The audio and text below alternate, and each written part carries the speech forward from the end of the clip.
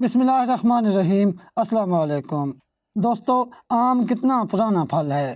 آم کا پھل کتنے ممالک کا قومی پھل سمجھا جاتا ہے۔ آم کی سالانہ کتنی پیداوار ہوتی ہے اور آم کو پھلوں کا بادشاہ کیوں کہا جاتا ہے، اس ویڈیو میں آپ کو یہی بتائیں گے۔ ویڈیو کو لائک کریں، چینل کو سبسکرائب کریں اور آخر تک اس ویڈیو کو ضرور دیکھیں۔ آم ایک ایسا پھل ہے جسے موسم گرما میں سب سے زیادہ استعمال کیا جاتا ہے۔ آم کے بارے میں ماہرین کا یہ خیال ہے کہ یہ پھل پہلے 6000 سال قبل ہندوستان میں پیدا ہونا شروع ہوا۔ آم کو انگریزی میں مینگو کہا جاتا ہے، جو انڈیا سے ہی نکلا ہے۔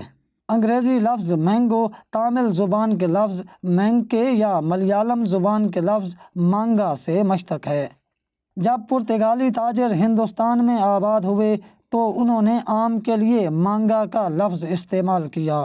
پھر 15ویں اور 16ویں صدی میں برطانوی تاجر ہند میں آئے تو یہ لفظ ان کے لہجے کی وجہ سے مانگا سے مینگو میں تبدیل ہو گیا۔ یہ بھی کہا جاتا ہے کہ لفظ آم سنسکرت کے لفظ آمرن سے نکلا ہے۔ آم دنیا کے 3 ممالک فلپائن، بھارت اور پاکستان کا قومی پھل ہے۔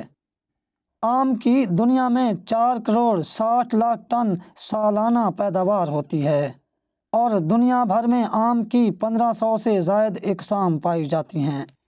بدھ مذہب کے نزدیک آم کا درخت مقدس سمجھا جاتا ہے۔